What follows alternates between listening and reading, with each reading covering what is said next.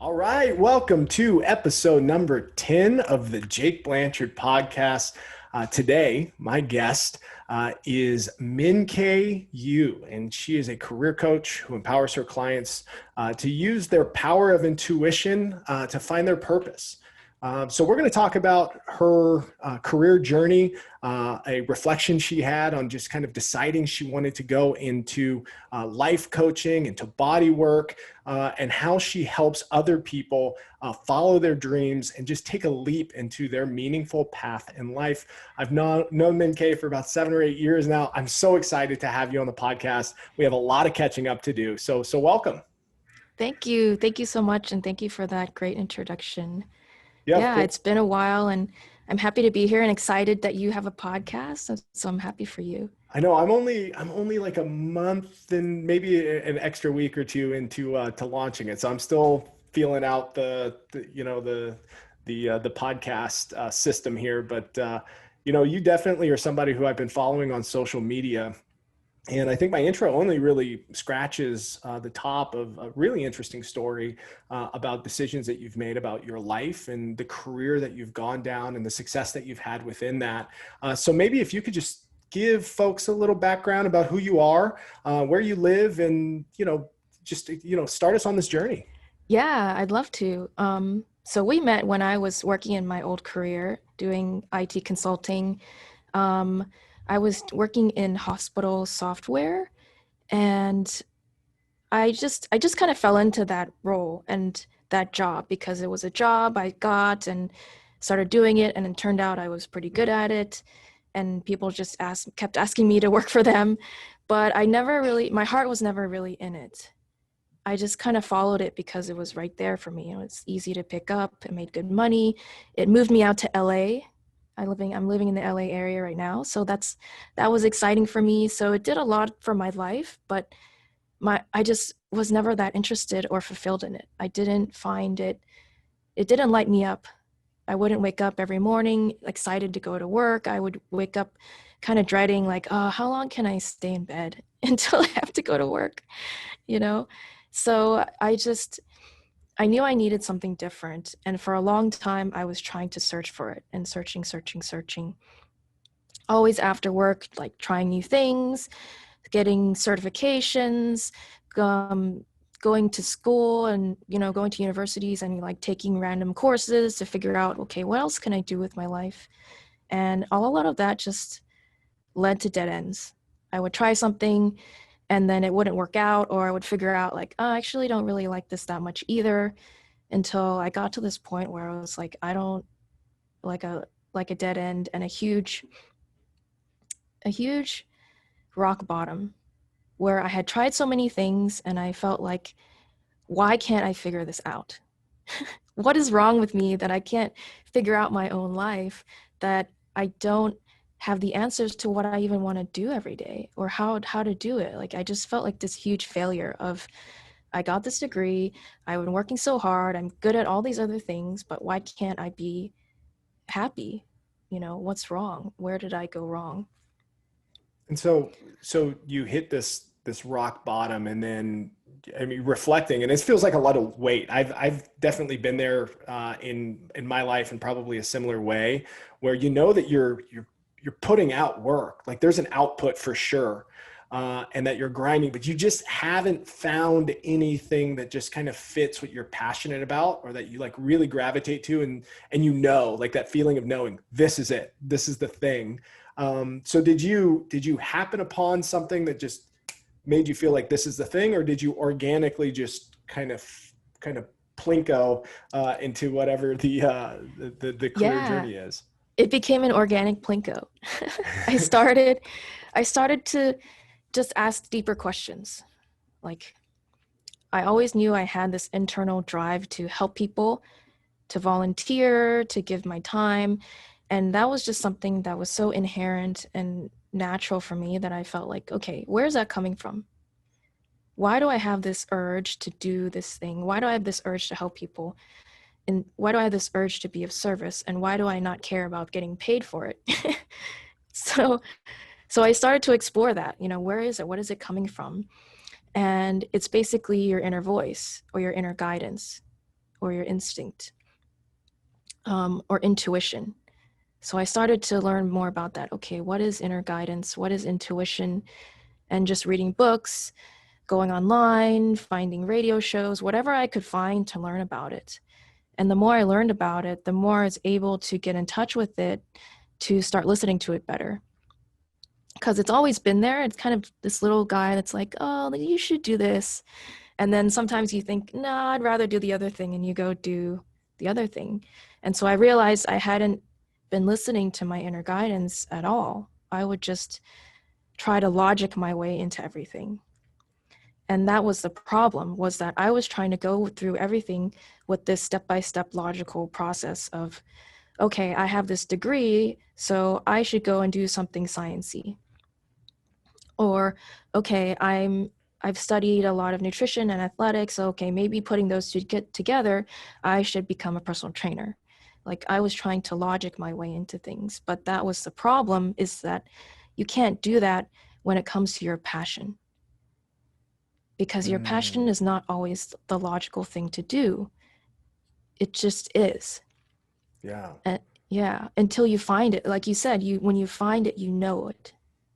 Yeah, You know absolutely. this is it. But it's not always a logical thing. So once I figured out, like, okay, I can't logic my way into this. I really just have to find it. Yeah. And but you can use your inner guidance to help you figure it out. You're not just putting, darts in the dark. So, You have these clues that you can use. so you said you started asking yourself kind of bigger questions or deeper questions, and maybe what's an example of one or two of those questions that added value to help shape your perspective? Yeah, one of them is, why am I here? Okay, that's a big one. Why am I on this earth? What is the point? What is the point to living? And depending on who you are and what you believe in, I believe that there's just something bigger than a person out there. Okay. Like, just even going into nature, you feel this sense of awe sometimes, where you're going to a national park and you're hiking and getting to the top of this cliff, and you just look over the valley and you're like, wow. And you just feel like you're connected to this place, but also that you're such a tiny little piece of it, that there's so much more out there that you don't even understand. So to me, that's feeling is proof that there's more to the world than just me and what I want. Right. There's something else driving me to do something and to give of myself. And so connecting to that helps you connect to, why am I here, which is a purpose, and you can decide your purpose. It's connected to your personality and what you want to give to the world. And it could be as simple as, I just want to take care of my family and make sure that they're happy. Or it could be something really large, like, I want to help millions of people learn how to take care of themselves better. You can decide your own purpose, but it needs to be in alignment with who you are and what lights you up, what makes you feel happy, what gives you purpose and fulfillment and meaning in your life. It's funny. I reflect on when you and I worked together in the same, organization. At the time, I was definitely lacking purpose, but I kind of had walls up, so I don't think people could really see it, like the barrier that I put up front. But like inside, I was just really struggling. I was on airplanes every week. I was flying down to Los Angeles. I was, kind of outside myself, missing my family, not really sure if I was making the right choice from a career standpoint. And I remember you being one. I admired you so much. You biked into work all the time. You were really just like this calm, insightful person. And I found even 7 or 8 years ago, when you and I were having conversations, that like, you had this perspective around mindfulness and maybe around exercise and yoga and some of these other things that I had not even really started thinking about looking into. And you actually piqued my interest in a lot of ways of saying, well, maybe there's something to this like self-reflection and thinking about it. And it's just two peers, having conversations, but I really realized a deficiency in my own way of thinking, but not exploring, not exploring those greater questions with me. And I would certainly credit you for catalyzing some of that for me. And it's maybe something you may have or may not have known, but certainly getting to speak with somebody who has a different perspective, and your perspective, always very calm.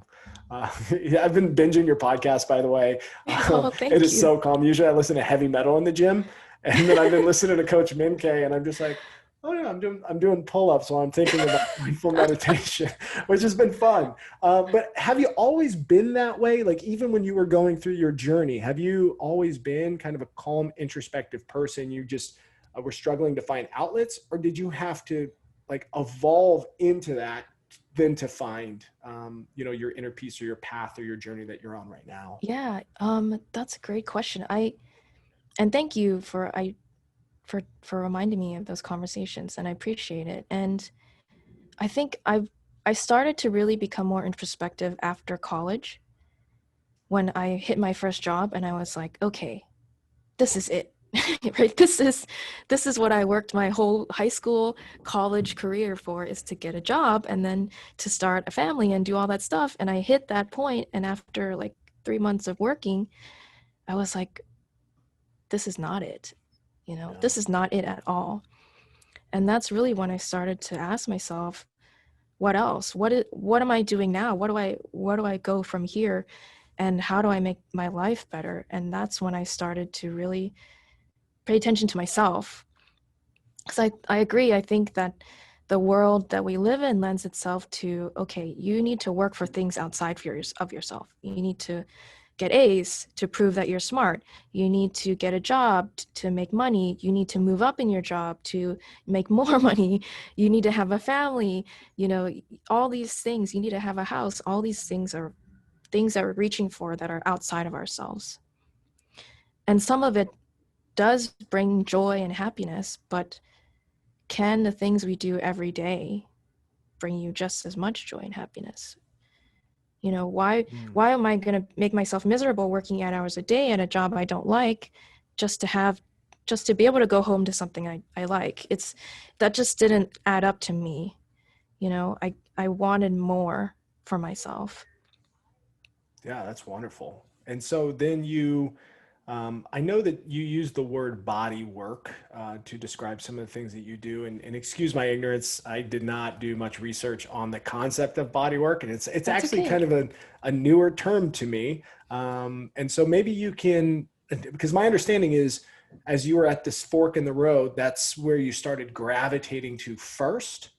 And then got Yeah. into the life coaching, and we'll unpack that in just a minute. But maybe talk me through that transition from doing, corporate data analytics in the healthcare system to go into body work. And what is that?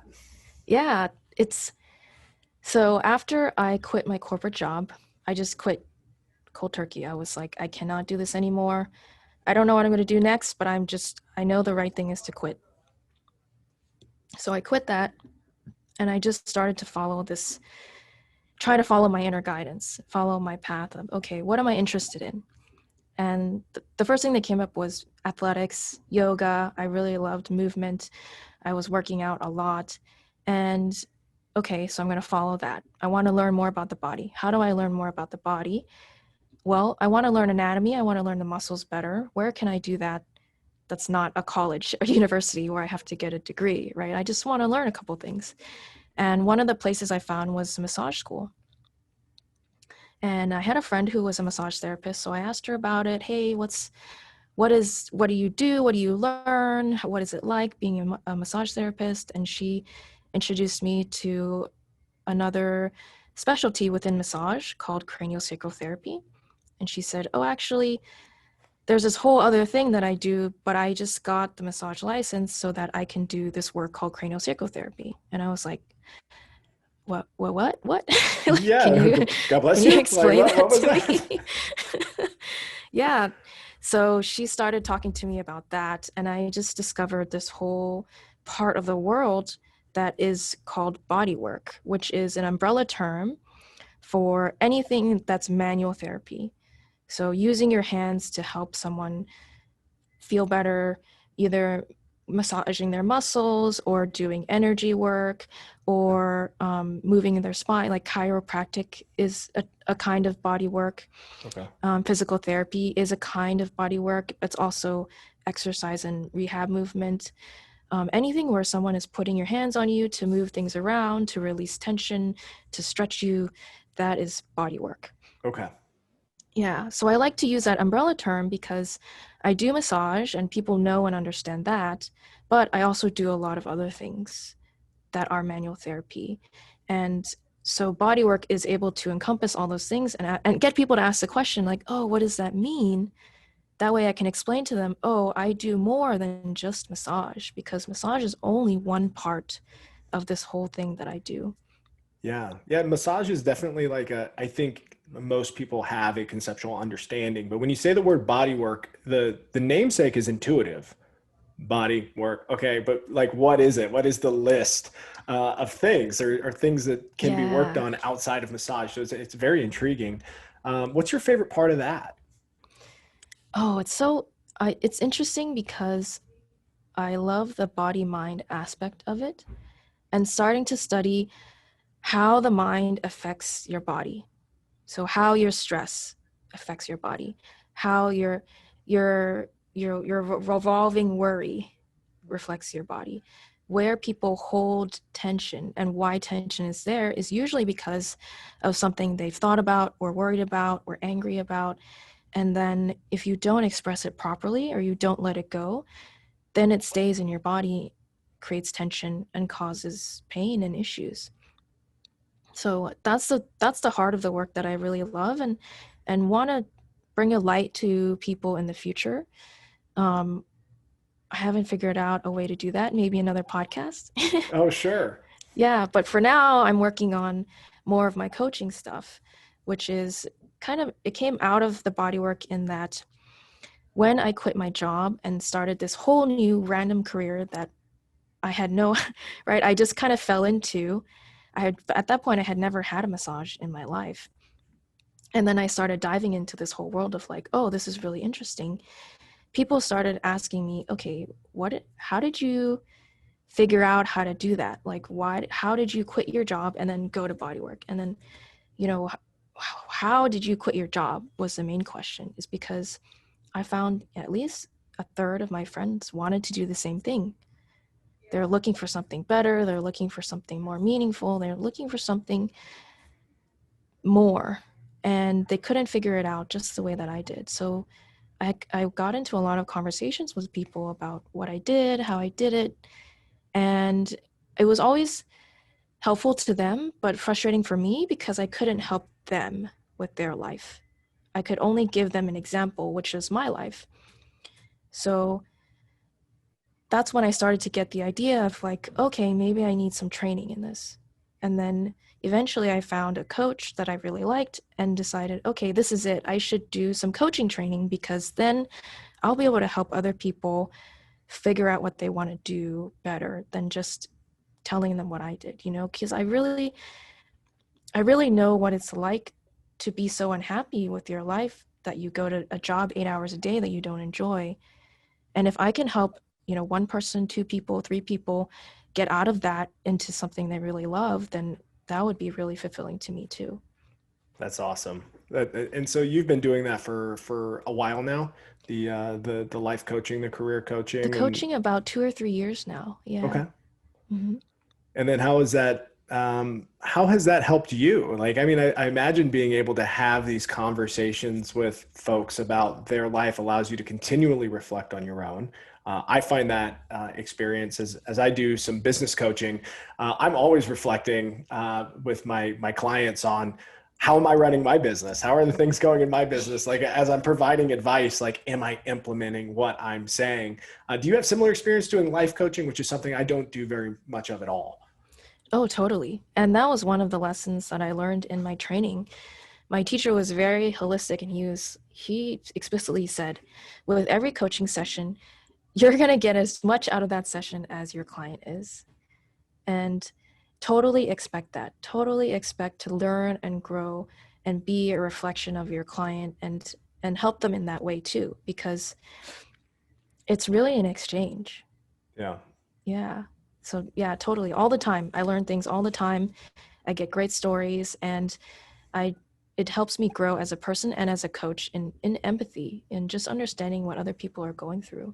Yeah, and I think it's a powerful occupation that forges a unique partnership with somebody on their journey.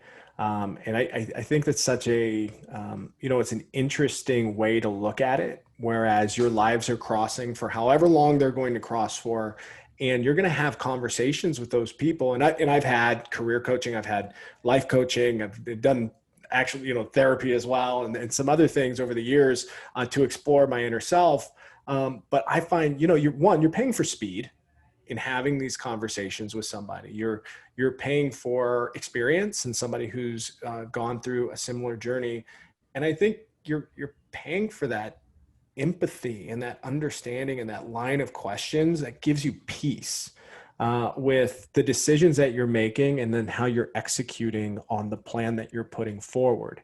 So I would say, how do you find coaching clients? How do they approach you naturally? Are you marketing for them? Like, how do people find you in that way? And like, what attributes, or like, do you have a target market, or is it anybody? Like, help me understand your approach to this.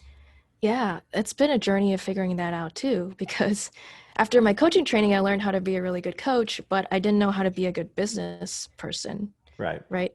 I mean, I had no idea how to run my own business, and there's so many aspects to it that over the years I've learned, okay, you can't just say, oh, show up and say, I'm a coach. You have to give ways for people to get to know you that are free, that are easy, and that give them a good light of who you are and what you do, and help them understand you before they buy or purchase something from you, right? So I had to learn, okay, I have to, put up some videos or do some lives. That's part of why I started my podcast, is to show people, okay, I have things to teach, and I'm happy to give them away for free. And then if you want to work with me one-on-one, then your life will change with that one-on-one experience and that one-on-one intention. But if you don't want to, then that's fine, because then you can still get all this advice from me and just apply it in your own way.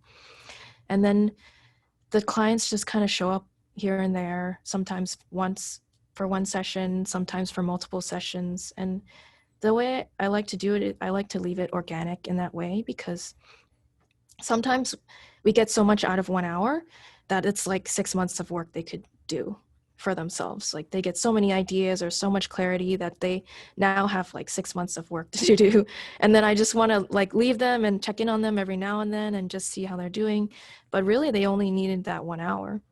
I don't want to force people into buying like 20 hours of stuff Right. that they don't need. So I like to work with people organically and just let them show up, and just put myself out there, let people see who I am and what I do, and then introduce them to the idea of coaching too, because I think a lot of people don't know what it is or how it can help them. And so it's hard to make that jump of like, okay, I'm going to pay, someone $100 an hour and to sit with me, and then I don't know what I'm going to get out of it. Right. Right. Like, you kind of have to warm them up to it and give them examples and show them that they are going to get a lot of value out of that time, and that it's totally going to be worth whatever you pay, whatever you're charging. So do you do some of the accountability coaching as well? So like, once you work with someone and they put the plan in place, that you're checking in on a regular basis and just talking through the process. Is that part of what you're doing? Or are you mostly doing like kind of pointing the ship in the right direction with a vision and then doing kind of less frequent check-ins? What's your preference?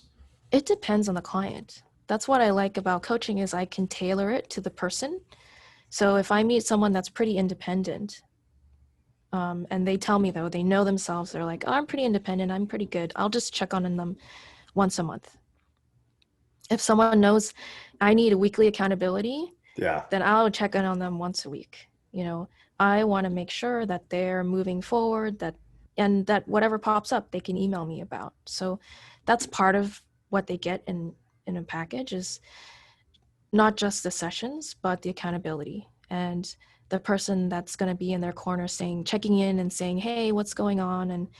And not just being a neutral voice, but a supporter and then also a no bullshit kind of person. Like, Yeah. I'm going to tell you what I think is wrong. I'm not going to be your friend, right? That's not my job to be your friend and tell you and butter you up. I want to tell you what's real and what I think is really going to help you, even if it's hard.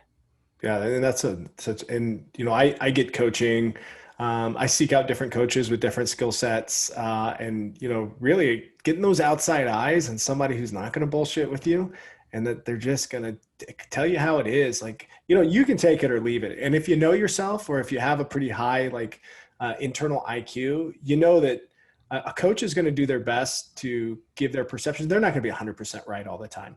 That's been my experience, but they're going to be that intuition that when you get reps working with enough people, you kind of see the same things and you know what helps people and you know what that outcome looks like. So of course you're going to offer that advice, and you have to kind of erode your ego a little bit to implement. So how do you soften that for people? I mean, you have such a calm nature, calm voice. Like whatever you're going to tell me, I feel like I'm going to implement right now anyway. But for for individuals who may be looking at coaching as an option, but maybe have a strong ego around like, I don't need somebody else to tell me what to do. Like, what's your approach from that? Maybe breaking down that barrier. Yeah. First, get a feel for how this coach coaches. Yeah. My approach is that everybody knows themselves 100% better than I do. When I work with someone, they already really know what they want. And so it's my job to help them figure that out. Because usually the blocks are, oh, I'm afraid I'm not going to have enough money, or I'm afraid this is going to happen. I'm afraid I'm going to fail.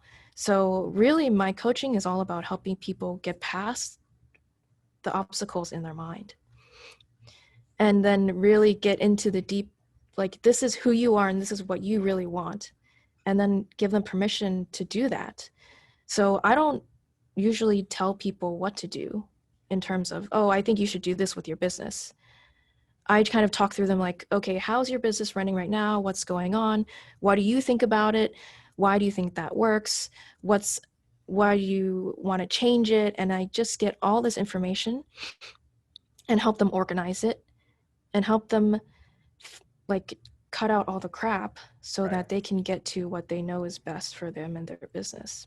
Yeah, and that's so powerful for people when they can cut the fat and start being more decisive and then be confident in the decisions that they're making, because oftentimes people fear that, there's anxiety is a very real thing, very, very real thing that people feel. Oftentimes though, there's there's a gradient of anxiety. Like there's certain things that are like really big and there's certain things that are small. And when you get caught up on the small stuff and you realize that like, it's just anticipation of some future pain or some future failure or something that you just don't want to happen because it just adds on to all the other crap that you're dealing with. You just don't want to fail again. So you don't make a decision or you like have the blinders on about the variables and you weight something like you think it has more weight than it really should have in the situation. It's such a powerful thing just to cut through that and say, yeah, you're right. I shouldn't even be thinking that way about it. Yeah, I'm going to go do X, Y, and Z. And that's where progress happens. And I think, people get so much value out of having a partner that can help them see that. Yeah, totally. Exactly. Like, you have control over who you hire to coach you. So get a feel for who they are, how they work. If that sounds like what you need, then go for it. Because you can also get coaches that have been where you've been and can give you a framework of, okay, this is how I did it. This is how I made my success. I'm going to coach you through that process. And that's going to be a stellar process that you can use and implement and change to what you want to. So yeah, like it's, so like kind of like you said, it becomes this practice of like learning yourself and figuring out what you want and making sure that you have coaches that are still going to come back to what you want. Right. Be not what the coach wants. an Yeah, advocate for what exactly. you need, what you want, and pour into you through your lenses. That's a powerful insight, Miinkay. Yeah, I don't want a coach that's all about me. This is how I did it. This is how you should do it too, right? You want a coach that's going to always go back to you because you are the client. You are the focus. Right. So one, let's go back to your podcast. So who's your call or what's your calling Yes, the podcast What's Your Calling podcast. with Coach Miinkay. One, I would encourage everyone to download this podcast who's listening to this. Please go and do it, especially and seriously, listen to the ones about meditation because you've got, I mean, at least 4 to 6 different feels around different types of meditation. You've got a short, I think it's less than 10 minutes discussion about being mindful and like what it is and what it isn't. And then also a couple different styles of meditation that you talk through. I've found tremendous value as I've been binging over the last week of just getting back in touch with that curiosity of mindfulness and trying to incorporate it more in my life. Maybe talk a little bit about the structure of your podcast and maybe some of the guests that you've had on and what people can expect from What's Your Calling. Yeah, thank you. First, thank you for listening. I appreciate that. Of course. It's my little passion project of all the things that I've learned since I quit my job to try to help people move past those blocks of moving into what they really want to do with their lives. And through my coaching, I've realized that not a lot of people were where I was, where they just had no clue. A lot of people actually know what they want to do. It's just really hard to leave the safety and security of your corporate work to be able to go and do what you want. So I created this podcast to help people learn some new concepts, new ideas that could possibly help them to really move into that. And one of them is inner guidance. So in this podcast, I teach, I interview people, and then I give meditations because I really believe that meditation is an amazing way to slow down and connect with yourself, connect with your inner guidance, connect with what you really want and what's really best for you. Not what your parents say is best for you, not what your boss says is best for you, not what your partner says is best for you, not what, media or advertising says is best for you. What you really know is best for you.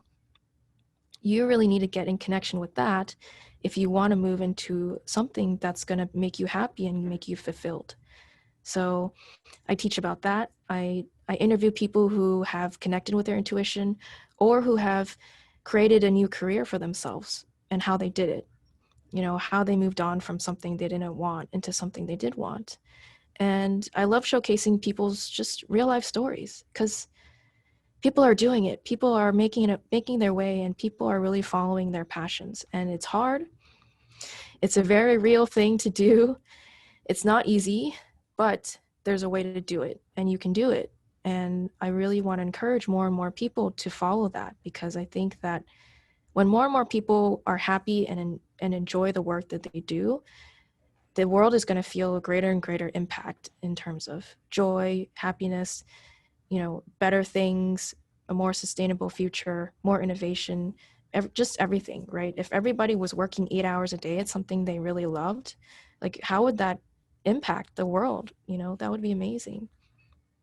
And I love the artwork too. I love the old school telephone with the "What's Your Calling" on it. Is there any backstory around the telephone, or it's just kind of fit on the Yeah, I kind just of fit? wanted to be like it's called your calling is calling you. Yeah, It's because your little inner voice is always telling you something like, hey, you should do this, or hey, this is going to be better for you, but it's hard to listen to it, oh for right? sure. So it's calling you. Like I'm just trying to remind people it's calling you. Right. And we'll definitely put the links to your podcast here when this publishes out. So if you're listening, to audio or in YouTube, just go down to the description and click on to What's Your Calling with Coach Miinkay and check out this podcast for sure. It's pretty awesome.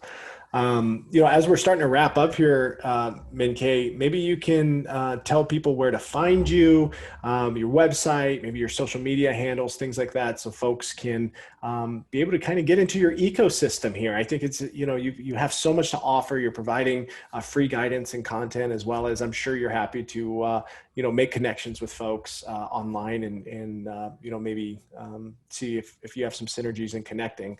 So please, like how do people find you? Yeah, definitely. My website is whatsyourcalling.us. Okay. Whatsyourcalling.us. You can find me on Instagram at whatsyourcalling. And then you can email me at at whatsyourcalling.us. I love it. Yeah. Yeah. Very Please connect. I would love to meet you.